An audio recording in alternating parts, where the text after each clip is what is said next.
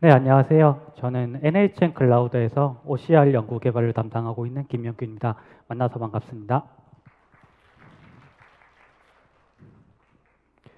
네, 이번 세션에서는 OCR과 관련된 얘기를 해볼 것 같습니다. 저희 NHN 클라우드가 제공드리고 있는 OCR 서비스 여러 개가 있는데요. 그런 서비스들을 제공하면서 어떻게 성능을 향상해 왔는지 그런 경험담에 대해서 얘기해 드리도록 하겠습니다. 네, 혹시 여기 계신 분들 중에 OCR에 관해서 잘 모르시는 분들도 계실 수 있기 때문에 OCR이 무엇인지 한번 알아가 보고 넘어가도록 하겠습니다. 그리고 OCR에는 크게 두 가지 모델이 존재하는데요. 텍스트 리코그니션 모델, 그리고 텍스트 디텍션 모델이 존재합니다. 제가 텍스트 리코그니션 모델까지 발표드리고 저희 팀의 강민성님께서 텍스트 디텍션 모델과 서비스를 적용함에 있어서 추가적으로 고려해야 하는 그런 팁에 대해서 발표드리도록 하겠습니다. 네, 그럼 OCR에 대해서 알아가보는 시간을 가져보도록 하겠습니다. OCR은 사전적 의미로는 Optical Character Recognition의 약자로서 사람이 쓰거나 기계로 인쇄한 문자의 영역을 다시 기계가 읽을 수 있도록 변환해주는 그 알고리즘 전체를 우리는 OCR 알고리즘이라고 부를 수가 있습니다. 자, 이런 OCR은 여러 가지 편리한 점이 많이 있는데요. 활용 사례를 한번 알아보면 우리 주변에는 정말 많은 문서가 존재합니다. 예를 들어서 사업자 등록증, 자동차 번호판, 각종 신분증, 그리고 신용카드와 같이 사람이 일일이 뭔가 작업을 해야 된다면 좀 골치 아픈 그런 문서들이 많이 존재하는데요. 이제 OCR을 사용하게 되면 그런 번거로운 일을 획기적으로 효율적으로 만들 수 있는데 OCR의 목적도 있다고 할 수 있겠습니다. 구체적으로 사업자 등록증을 한번 예시로 생각해 보겠습니다. 사업자 등록증에는 정말 많은 키와 밸류들이 존재하는데요. 대표자명, 주민등록번호, 그리고 주소와 같이 정말 많은 글자가 존재합니다. 이런 글자들을 이제 손으로 옮겨 적다 보면 정말 오래 걸릴 수밖에 없는데 이제 OCR 알고리즘을 쓰게 되면 지금 보시는 그림처럼 1초도 안 되는 짧은 시간 안에 수많은 이미지를 한 번에 처리할 수가 있게 됩니다. 뿐만 아니라 신용카드에 존재하는 카드 번호, 유효기간과 같은 정보 또는 자동차 번호판과 같은 경우에도 손쉽게 OCR 서비스를 적용할 수가 있습니다. 특히 최근에는 간편 결제 앱인 페이코, 우리 페이코 앱에 이제 어플리케이션 SDK로 신용카드를 자동으로 인식해주는 그 알고리즘이 적용되어 있습니다. 실제로 이렇게 상용화까지 성공하고 있어서 최대한 많이 사용해 주시면 좋을 것 같습니다. 네, 지금까지 OCR의 개념에 대해 알아보고 편리함에 대해서 간단하게나마 설명을 좀 드렸는데요. 기술적인 부분을 좀 설명드리도록 하겠습니다. OCR 딥러닝에는 크게 두 가지 모델이 존재합니다. 텍스트 디텍션 모델, 텍스트 리코그니션 모델. 네, 먼저 텍스트 디텍션 모델의 경우에는 입력 이미지에 존재하는 모든 텍스트들의 위치를 찾아서 리턴해주는 역할을 담당하게 됩니다. 지금 보시는 그림처럼 입력 이미지에 신용카드가 들어오게 되면 카드 번호 그리고 유효기간 뿐만 아니라 여러 가지 카드 배경에 존재하는 모든 텍스트들의 위치를 반환해 주게 됩니다. 그러면 이어서 텍스트 리코그니션 같은 경우에는 이제 텍스트 디텍터에서 나온 결과를 입력으로 그대로 받아서 텍스트 리코그니션은 입력으로 받아들이고요. 그리고 다시 기계가 읽을 수 있는 그 문자열로 변환해주는 역할을 담당하고 있습니다. 네, 먼저 텍스트 리코그니션 모델부터 자세히 알아가 보도록 하겠습니다. 텍스트 리코그니션과 같은 모델은 사실 연구가 되게 오래전부터 수행을 해왔었습니다. 수십 년 전부터 연구되었다고 해도 과언이 아닌데요. 최근에는 이제 딥러닝 기술이 적극적으로 적용이 되면서 RNN 기반의 이제 모델이 적용되기 시작하였습니다. 이전의 값들을 참고해서 다음에 나올 값들을 추론해내는 그런 개념을 가진 RNN, 리커런트 뉴럴 네트워크의 약자인데요. 이런 알고리즘들이 사용되기 시작하였고요. 그 단점을 개선해 나가면서 LSTM이나 GRU와 같은 모듈들이 등장하고 저희도 이런 모듈들을 사용하면서 성능을 개선해 나갔던 경험이 있습니다. 더욱 최근에는 이제 또 RNN을 지나서 트랜스포머라는 또 새로운 모델 구조가 나왔는데 이런 구조를 사용하면서 또한 성능을 끌어올리고 있습니다. 하지만 트랜스포머는 많은 분들이 또 들어보셨을 것 같은데요. 사실 OCR을 위해서 등장한 구조는 아닙니다. 트랜스포머는 언어 번역이라고 하는 또 다른 언어 처리 쪽 분야에 처음 등장했던 그런 모델 구조인데요. 예를 들어서 이제 언어 번역이라고 하는 것은 한국어를 영어로, 영어를 한국어로 또 다른 언어로 이렇게 번역해주는 그런 도메인이었다면 이제 OCR은 입력을 이미지로 받아서 그 이미지에 존재하는 텍스트를 다시 컴퓨터가 읽을 수 있는 문자열로 변환해주는 그런 OCR로 사용할 수가 있었어야 했습니다. 그렇다 보니까 아무래도 어떤 게 차이가 있을지 OCR의 트랜스포머를 사용하려면 어떤 부분을 알아봐야 할지 그런 부분을 생각했어야 됐었습니다. 사실 입력 부분만 텍스트에서 이미지로 바뀐다. 그런 것 같은데 라고 저희도 생각을 했었고요. 실제로 차근차근 접근해 본 결과 이미지를 입력으로 받아야 되다 보니까 기존 텍스트를 입력으로 받던 바닐라 트랜스포머 구조와는 다르게 이제 간단한 피처를 추출할 수 있는 백본을 좀 사용하면서 조금 더 손쉽게 적용할 수가 있었습니다. 하지만 결론만 먼저 말씀드리면 이렇게 간단하게 모든 서비스가 성공하지는 않았었는데요. 트랜스포머를 그대로 이제 OCR에 사용할 수는 있지만 저희가 원하는 성능을 얻어내기는 좀 무리가 있었습니다. 따라서 트랜스포머를 좀 본격적으로 저희가 최적화를 할 필요가 있었는데요. 그 전에 앞서서 그 트렌드를 조금 더 알아가 보도록 하겠습니다. 국제적인 많은 능력 있으신 연구진들께서 이제 트랜스포머를 OCR에 맞게 최적화하는 사례가 사실 먼저 많이 있었습니다. 지금 맨 좌측에 보시는 그림처럼 트랜스포머의 핵심 모듈이라고 할 수 있는 그 셀프 어텐션 로직을 획기적으로 좀 바꿔본다든지, 그리고 또 가운데 보이시는 그림처럼 입력부의 백분부를 조금 더 최적화하는 그런 연구를 해본다든지, 그리고 또는 우측에 보이시는 것처럼 이미지의 특징, 즉 가로와 세로를 모두 2디멘셔널 정보를 모두 가지고 있다는 특징을 활용해서 그런 2D 정보를 최대한 활용해 보자, 이런 아이디어도 존재했었습니다. 그리고 더 나아가서는 최근 1년간에서는 또 이제 랭귀지 모델이라고 하는 전용 모델이 여기 OCR 모델에 추가돼서 사용되기 시작하였습니다. 지금 보시는 그림은 작년에 나왔던 최고 성능을 달성했던 논문 중 하나인데요. 지금 명시적으로 나와 있는 것처럼 비전 모델과 함께 랭귀지 모델이 적혀 있는 것을 확인할 수가 있습니다. 자, 그러면 랭귀지 모델에 대해서 좀 더 알아가 보겠습니다. 랭귀지 모델은 OCR에 적용될 때 사실 단순하게 적용할 수 있습니다. 또 기존의 비전 모델을 가진 트랜스포머 모델 구조에서 그냥 단순하게 랭귀지를 처리해주는 그런 트랜스포머 모듈을 그냥 더해주면, 그냥 덧붙여주면 동작이 또 가능하게 됩니다. 그 역할에 대해서, 그 기능에 대해서 한번 알아가 보면 한번 예시를 한번 들어서 설명드려 보겠습니다. 랭귀지 모델의 입력으로 이제 일반적으로 단어가 OCR이면 이제 단어가 입력으로 들어갈 텐데요. 지금 보시는 그림처럼 APBLE라는 글자가 단어가 들어오게 되면 사람은 그렇게 보면 이거 뭔가 애플이라는 단어를 잘못 적은 거 아닌가라는 생각을 자연스럽게 하게 됩니다. 그런 개념을 랭귀지 모델에 학습을 시켜서 자연스럽게 한 글자 정도는 교정을 할 수 있도록 만들어주는 것이 OCR에서의 랭귀지 모델의 개념이라고 생각해 주시면 될 것 같습니다.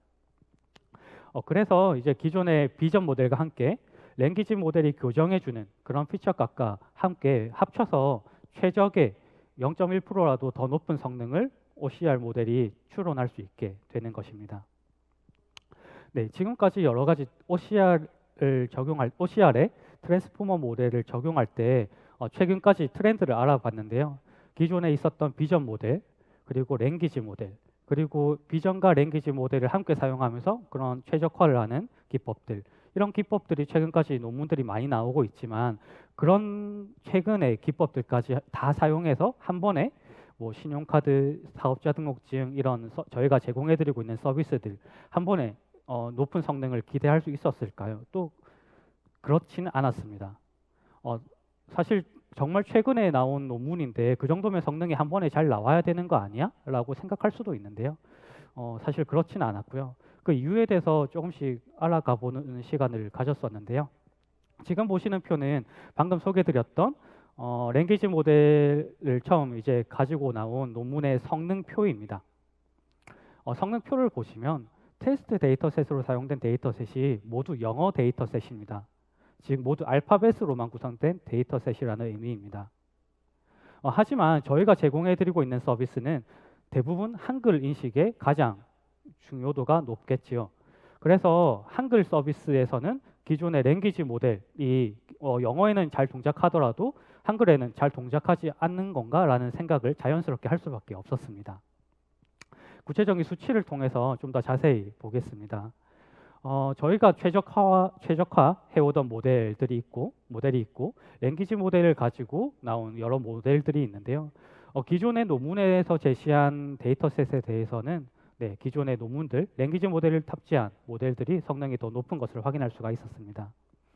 하지만 저희가 구축하고 있는 서비스에 제공해드리기 위한 정말 실제로 중요한 한글 테스트 데이터셋에 대해서는 그대로 학습했을 때 저희가 최적화한 모델의 성능이 더 높았다는 부분이 존재합니다. 이 부분은 최대한 공정한 비교를 위해서 동일한 학습 데이터 그리고 여러 가지 최대한 동일한 학습 조건을 갖춰서 실험한 결과입니다. 이런 요인에 어떤 것이 있을까요? 여러 가지가 있을 것 같은데요. 일단 기본적으로 한글과 영어의 차이점이 있습니다.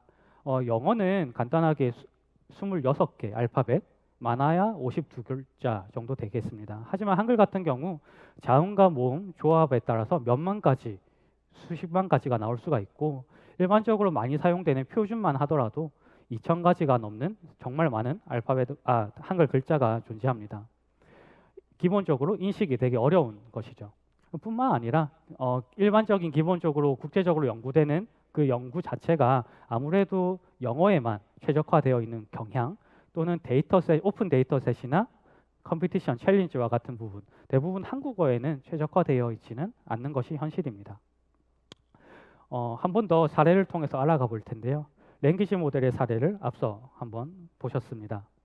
자, 한글이 입력될 때는 쉽게 이게 랭귀지 모델이 추론을 할 수 없다고 말씀드렸던 예시가 될 수 있을 것 같은데요. 입력으로 뭔가 지금 아래에 보시는 예시처럼 들어왔을 때 이걸 뭔가 고쳐야 할 것 같은데 어떻게 고쳐야 할지 그 한글 글자가 너무 다양하고 많다 보니까 어떻게 고쳐야 할지 참 애매하다. 랭귀지 모델은 좀 난감해할 수밖에 없는 그런 경우가 생기는 것이죠. 이런 경우는 특히 고유명사, 사람의 이름, 동물의 이름, 뭐 여러 가지 브랜드 이름 이런 브랜드에서 더 유독 잘 나타날 것입니다. 물론 이런 모든 경우를 학습시키면 좋겠지만 사실 모든 이 세상에 존재하는 모든 단어, 고유명사를 학습시키는 건 사실상 불가능하기 때문이죠. 그림을 보셔도 그냥 굳이 랭귀지 모델을 안 써도 한글에서는 문제없이 잘 인식되는 경우가 상당히 많아서 앞서 보셨던 성능표의 그 차이가 나지 않았나 생각을 하고 있습니다. 이런 생각도 할 수가 있습니다. 언어 처리 분야에서는 최근 정말 기하급수적으로 파라미터 수를 늘려가면서 성능을 높여가고 있는데 그럼 OCR에도 한글 2,000글자 이상 되니까 파라미터 수 최대한 늘려서 학습해 보면 되는 거 아니야? 라고 생각할 수도 있는데요. 사실 OCR은 반응 속도도 정말 중요하고 그런 사용성에 있어서 파라미터 수를 무한정 늘려나가는 데는 정말 큰 한계가 존재합니다. 따라서 저희는 기존의 일반적인 바닐라 트랜스포머 구조를 기반으로 해서 파라미터 수는 획기적으로 늘리지 않는 선에서 최대한의 성능을 올릴 수 있는 나름대로의 최적화를 해보는데 나름대로의 시간을 많이 가지고 있는 상태입니다. 여러 가지 이제 저희가 최적화했던 기법들을 간단하게나마 소개해 드리려고 하는데요. 지금부터 소개해 드릴 기법들은 사실 정답이라기보다는 이런 경우 이렇게 변경을 했을 때 OCR 연구를 하시는 분이 계시다면 조금이나마 팁이 될 수는 있을 것 같습니다. 사실 저희가 여러 가지 서비스를 제공해 드리고 있는 과정에서 이런 경우가 도움이 된 적도 실제로는 오히려 성능이 조금 떨어진 적도 있는데요. 그냥 개념적으로만 한번 짚어드리면 가장 간단한 방법으로는 이미지로 입력으로 받다 보니까 당연히 100번을 좀 더 최적화할 수 있을 것입니다. 최근에 나온 여러 가지 이미지 클래시피케이션 모델들 사용될 수 있을 것이고요. 포지셔널 인코딩 같은 경우도 충분히 OCR에 맞게 최적화할 수가 있습니다. 더불어서 기존의 셀프 어텐션 모듈이 트랜스포머에서 핵심 모델이라고 말씀드렸는데 셀프 어텐션의 특징이 아무래도 전역적인 특징만 추출하는데 좀 강점이 있다 보니까 OCR은 글자의 한글 한획이 상당히 중요한 부분이 있습니다. 따라서 로컬한 특징을 좀 더 잘 보기 위해서 뭐 뎁스 와이즈 컨볼루션, 포인트 와이즈 컨볼루션을 탑재하고 있는 그런 컨볼루션 모델을 하나 만들어서 가운데 이렇게 끼워 넣었을 때 성능이 높아지는 경우가 다수 존재했습니다. 또 새로운 세 번째 방법도 되게 간단한 방법인데요. 채널 간을 연산을 한 번 더 해주는 그런 리니어 레이어를 보유하고 있는 피드 포워드 네트워크를 멀티 헤드 셀프 어텐션을 가운데 두고 두 번 이렇게 사용했을 때 대부분의 경우에서 성능이 높아지는 경우를 확인할 수가 있었습니다. 셀프 어텐션을 방금 말씀드릴 때 대부분의 전역적인 특징을 추출하는데 강점이 있다고 말씀드렸는데 사실 이런 생각도 할 수가 있습니다. OCR 모델이 있어서 글자 하나하나를 인식하는데 한 번에 항상 뭐 입력 이미지 특징을 모두 볼 필요는 없겠다라는 생각을 한 적이 있습니다. 따라서 특정 부분만 집중적으로 볼 수 있는 디포머블 셀프 어텐션도 충분히 여기서 유용하겠다 이런 생각을 해서 이런 개념도 사용을 해본 적이 있습니다. 뿐만 아니라 사실 OCR 세션이라서 OCR 말씀을 드리고는 있지만 사실 지금 보시는 정말 일반적으로 많이 연구되는 비전과 NLP 분야에서 최근 소타 알고리즘으로 등장하는 여러 가지 알고리즘들이 OCR에 정말 큰 인사이트를 줄 수가 있습니다. 네, 예를 들어서 오브젝트 디텍션 분야를 연구해 보셨던 분이라면 최근 몇 년의 디포머블 DETR이라는 구조도 한번 들어보셨을 것 같습니다. 디포머블 DETR은 입력 이미지 여러 가지 멀티 스케일 정보를 추출함과 동시에 디포머블한 특징을 함께 이렇게 적용한 그런 논문이 되겠는데요. 이 논문을 읽고 저도 OCR에 적용해 볼 수 있겠다라는 생각을 처음 하게 됐었고 OCR에 맞게 좀 여러 가지 최적화를 해서 좀 OCR 트랜스포머를 만들 수가 있었습니다. 지금까지 모델 구조에 대한 그런 깊이 있는 얘기를 간단히 해보았는데요.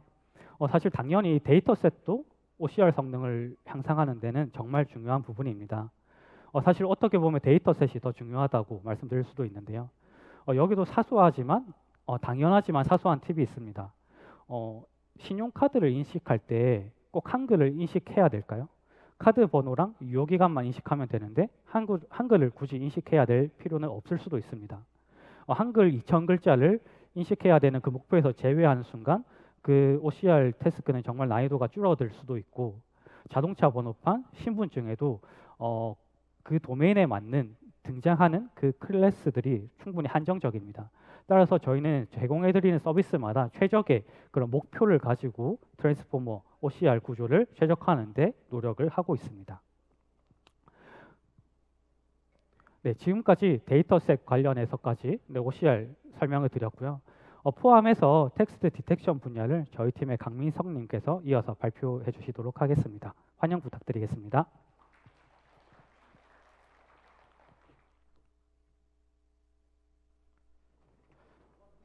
안녕하세요. NHN 클라우드에서 OCR 연구 개발을 하고 있는 강민석입니다. 만나서 반갑습니다. 저는 텍스트 디텍션 모델 개발과 실서비스 적용 시에 추가로 고려해야 되는 사항에 대해서 말씀드리겠습니다. 먼저 텍스트 디텍션 모델 구조에 대해서 말씀드리겠습니다. 텍스트 디텍터의 경우 백본 네트워크가 있고요. 이 네트워크에서는 피처를 추출하게 됩니다. 이후에 넥에서는 이렇게 추출된 피처를 다양한 스케일의 피처로 구성을 하게 되고요. 이후에 이 피처로부터 헤드에서는 텍스트 위치 정보를 검출을 하게 됩니다.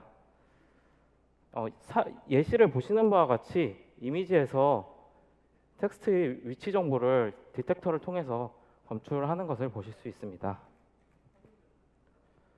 먼저 백본 네트워크의 연구 흐름에 대해서 말씀드리려고 하는데요. 먼저 레스넷부터 시작을 해야 될 것 같습니다. 레스넷에서는 왼쪽 아래의 그림과 같이 쇼커 커넥션을 사용하여서 레이어를 깊게 쌓을 수 있게 하였습니다. 오른쪽에 그림을 보시면 기존 네트워크에서는 19개의 레이어를 사용하였었는데요. 레스넷에서는 152개까지 레이어를 쌓을 수 있게끔 하였습니다. 이렇게 레스넷을 개선한 연구들도 제안이 되었었는데요. 오른쪽 상단의 레스넥스트에서는 레이어를 깊게 쌓는 것뿐만 아니라 블록 안에서 패스의 개수를 늘림으로써 성능을 개선하였고요. 오른쪽 아래 SE넷에서는 채널별로 어텐션을 추가하여서 중요한 채널의 비중은 높이고 중요하지 않은 채널의 비중은 낮춤으로써 성능을 개선하였습니다. 이피시언트 넷에서는 기본 블록 구조는 뉴럴 아키텍처 서치 결과로 나온 구조를 사용하였고 제한된 연산량에서 최고의 성능을 내는 깊이 채널 수의 해상도를 최적화하여서 성능을 개선하였습니다.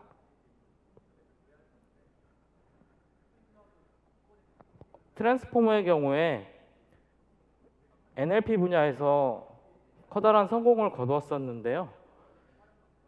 이러한 트랜스포머를 비전 태스크에 적용할 수 있게끔 연구를 된 논문이 있습니다. VIT에서는 이미지를 패치로 분할하여서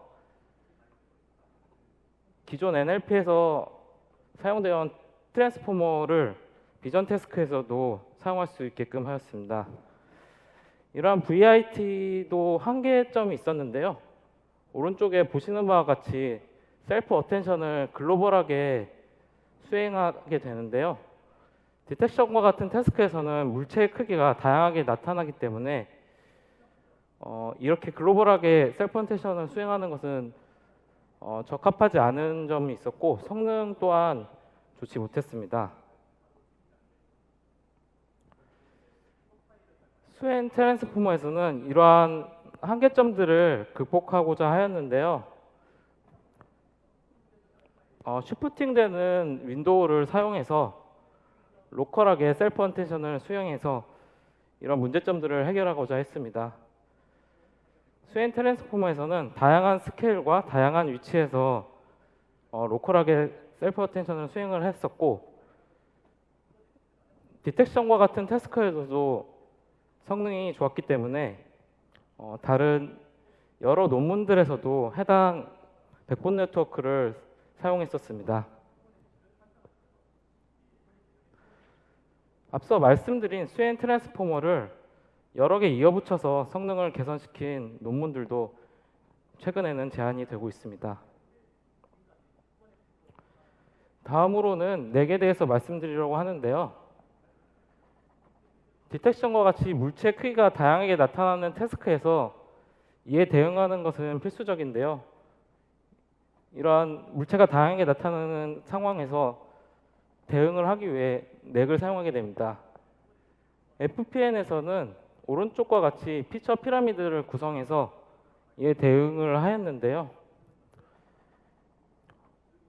피라미드 상단의 피처를 헤드에서 참조를 하였을 경우에는 피라미드 상단의 피처는 굉장히 크기가 압축된 피처고 이러한 피처를 참조했을 경우에는 좀 더 넓은 영역을 헤드에서 참조하게 됩니다. 그렇기 때문에 더 큰 물체를 검출하는 데 있어서 적합한 피처를 가지고 있다고 보실 수 있습니다. 반대로 하단의 피처를 사용할 경우에는 헤드에서 좀 더 자세한 영역을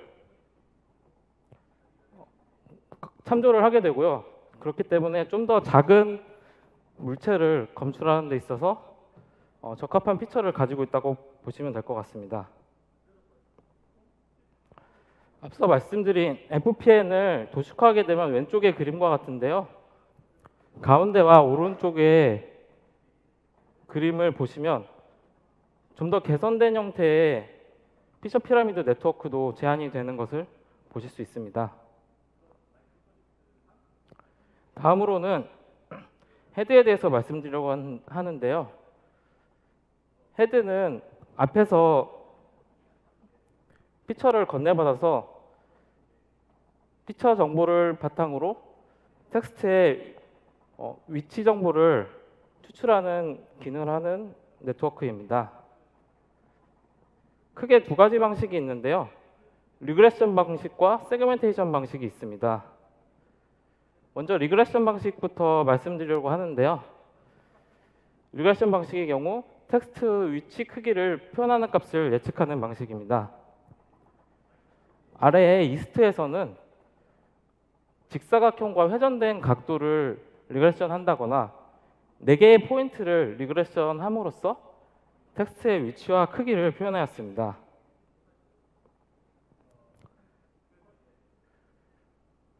하지만 이러한 리그레션 방식에도 한계가 있는데요. 텍스트의 형태가 굉장히 복잡해지게 되면은 수많은 포인트들을 리그레션 해야 되는 문제가 있었습니다.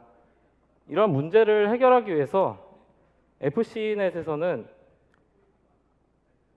텍스트 영역을 프레 시리즈로 근서화하는 방식을 했었는데요.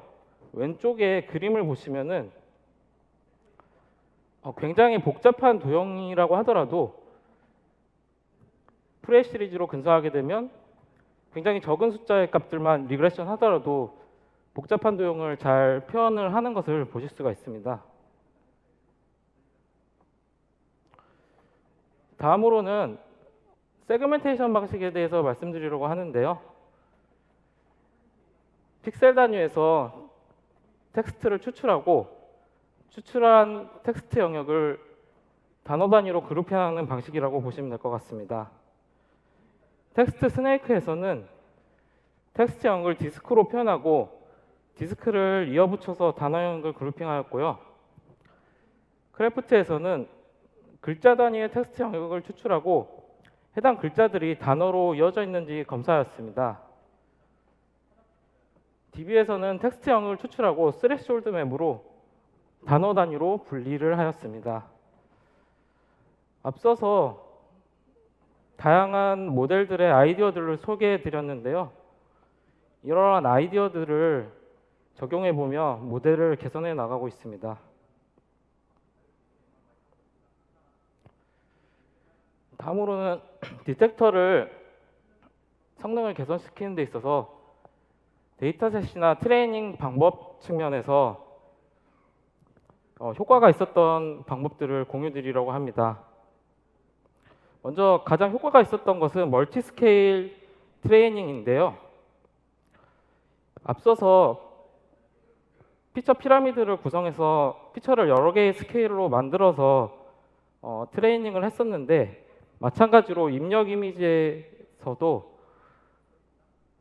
이미지를 여러 스케일로 변환한 후에 트레이닝을 했을 경우에 성능을 향상시킬 수 있었습니다. 데이터셋 측면에서는 로우 퀄리티 라벨을 마스킹해서 학습시키는 방식이 있었는데요. 왼쪽에 그림을 보시면은 어노테이션을 하는 분들도 어떠한 글자가 적혀져 있는지 모를 정도로 퀄리티가 낮은 라벨들이 있었는데요. 이런 라벨들을 넣어서 학습시키게 되면은 오검출이 일어나는 케이스들이 많이 생겼습니다. 그래서 오른쪽과 같이 이런 라벨들을 마스킹하고 학습 데이터에서 제외하여 학습했을 경우에는 앞서서 오검출이 되는 케이스들을 줄일 수 있었고 성능 또한 향상시킬 수 있었습니다. 추가적으로 데이터 어그멘테이션을 사용한다든지 하이퍼 파라미터를 최적화하여 모델의 성능을 올려볼 수 있습니다.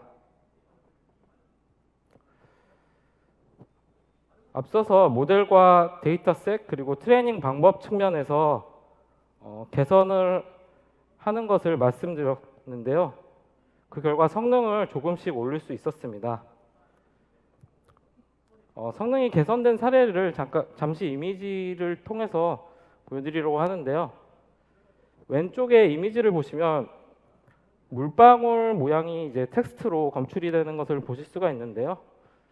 이렇게 오검출되는 케이스가 개선된 모델에서는 검출되지 않는 것을 보실 수가 있고, 가운데 글씨와 오른쪽 하단의 글씨가 검출이 안 된 거를 보실 수 있는데, 이러한 케이스에서도 개선된 모델에서는 잘 검출을 하는 것을 보실 수 있습니다. 다음으로는 실서비스 적용 시에 추가로 고려해야 되는 사항에 대해서 말씀드리겠습니다. 실서비스 적용 시에는 추가적으로 필수 정보를 추출해야 되는 경우가 생기게 됩니다. 각각의 서비스별로 OCR 결과를 통해서 나온 정보에서 필수 정보를 추출해야 되고요. 이미지가 회전되어 있다고 한다면 그 회전된 이미지를 보정해 줄 때는 과정이 추가가 될 수 있고, 서비스가 타입을 여러 개 가지고 있다면 타입 분류를 해줘야 되는 과정이 추가가 될 수 있습니다. 또 실서비스에서는 기존의 텍스트와 다른 양상의 텍스트가 입력으로 들어와서 성능이 저하되는 케이스가 발생할 수 있는데요. 신용카드의 사례를 예로 들어보겠습니다. 신용카드를 텍스트 양상에 따라 분류하면 크게 두 가지 형태로 분류할 수 있는데요. 왼쪽에 프린트형과 오른쪽에 양각형으로 나눌 수 있습니다. 프린트형의 경우에 기존 텍스트와 유사한 양상을 가지고 있었기 때문에 성능 저하가 없었는데요. 양각형의 경우 기존의 텍스트와 다른 양상을 가지고 있어서 오른쪽 아래의 예시와 같이 잘 인식이 되지 않는 것을 보실 수 있습니다. 하지만 신용카드의 경우 개인의 민감 정보이기 때문에 학습 데이터를 얻을 수가 없는 상황이었고요. 그렇기 때문에 합성 데이터를 생성해서 이러한 하드 케이스들을 해결해 보고자 했습니다. 처음에 합성 데이터를 만드는 것에 이제 접근을 했을 때는 양각형 폰트를 사용을 해서 합성 데이터를 생성을 했었는데요. 왼쪽에 보시는 바와 같이 합성 데이터가 생성이 되었었고, 실제 하드 케이스는 복잡한 배경에서 배경의 색상으로 글씨가 쓰여져 있는 것이었기 때문에 이러한 합성 데이터는 실제 하드 케이스들을 반영을 하지 못했고 성능의 향상 또한 없었습니다. 이후에 오른쪽에 보시면 이미지 인모싱이라는 게 있는데요. 이게 이제 이미지의 그라디언트를 비주얼라이즈 해주는 알고리즘입니다. 이 알고리즘을 사용을 해서 텍스트를 렌더링하게 되면 오른쪽 하단에 보시는 바와 같이 텍스트가 렌더링 되는 것을 보실 수가 있고요. 이러한 텍스트의 경우 실제 하드캐스를 반영을 하는 텍스트였기 때문에 성능 또한 향상이 있었습니다. 추가적으로 더 합성 데이터를 개선해 봤는데요. 이미지 하모니제이션이라고 해서 합성된 이미지와 배경이 동일한 촬영 환경이 되게끔 변환해주는 알고리즘인데요. 이 알고리즘을 적용하여서 합성된 신용카드와 배경이 동일한 촬영 환경이 되도록 변환해 주었고요. 추가로 원금 변환과 가상 조명과 모션 블러를 추가하였습니다. 이미지 어그멘테이션도 추가하여서 오른쪽 아래와 같은 합성 데이터를 만들어낼 수 있었고요. 이 데이터를 학습 시에 사용을 하였습니다. 두 가지 데이터셋을 더 추가를 했었는데요. 아래의 그림과 같이 기존 데이터셋을 양각화하여 추가를 해서 사용을 하였고요. 또 사용기한이 지난 소수의 카드를 얻을 수 있어서 해당 카드를 1대100 비율로 증강을 하여 증강 데이터셋으로 추가를 해서 사용을 하였습니다.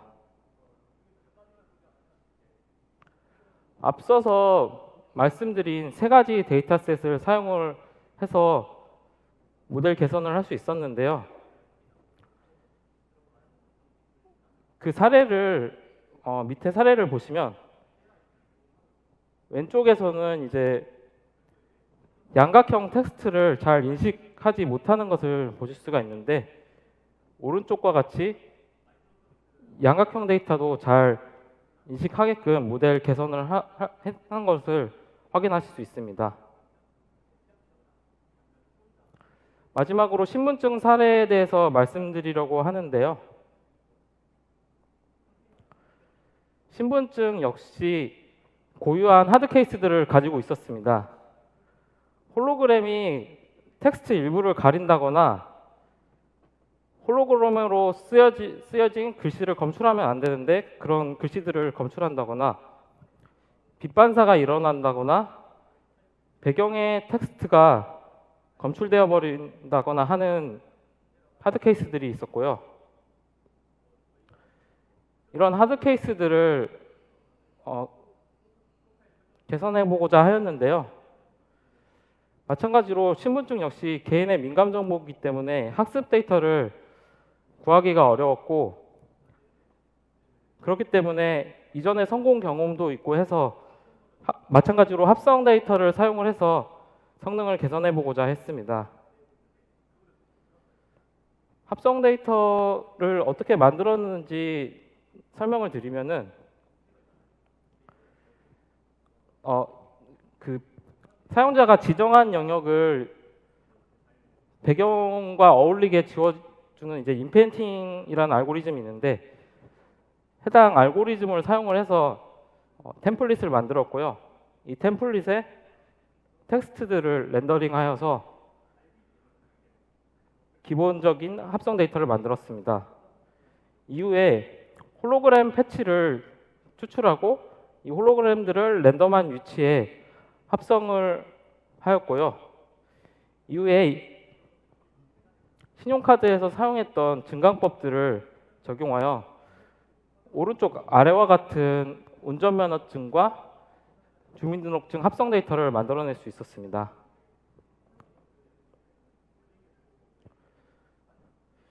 이러한 두 가지 합성 데이터를 사용을 하였을 경우에 기존의 하드 케이스에서도 잘 인식을 할 수 있었는데요. 잠깐 인식되는 사례를 보시면은 왼쪽 상단을 보시면 홀로그램으로 이제 글씨가 일부 가려져서 검출이 안 됐었는데요. 이러한 사례들에서도 이제 검출이 되게 되었고요. 오른쪽의 사례처럼 빛이 반사돼서 잘 검출이 안 되는 것도 잘 검출이 되는 것을 보실 수 있습니다. 또 왼쪽처럼 이제 홀로그램으로 쓰여진 글씨가 이게 검출이 되면 안 되는데 검출이 되는 케이스들이 있었는데요. 이런 케이스에서도 홀로그램으로 쓰여진 글씨는 이제 검출을 잘 하지 않는 것으로 이제 개선이 된 것을 보실 수 있습니다. 그리고 배경 글씨가 있는데요. 운전면허증에는 그런 배경 글씨가 검출이 안 돼야 되는 상황인데 검출이 되고 있었는데 이후에 이제 개선을 했을 경우에는 이제 그런 배경 글씨도 검출이 잘 되지 않는 것을 보실 수 있습니다.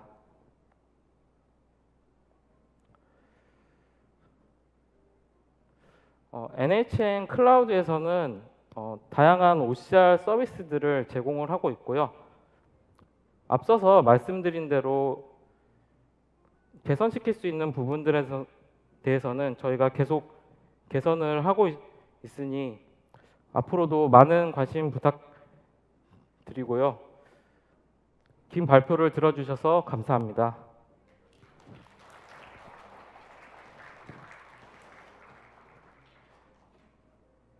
네, 질문 있으시면 해주시면 저희가 답변 드리도록 하겠습니다.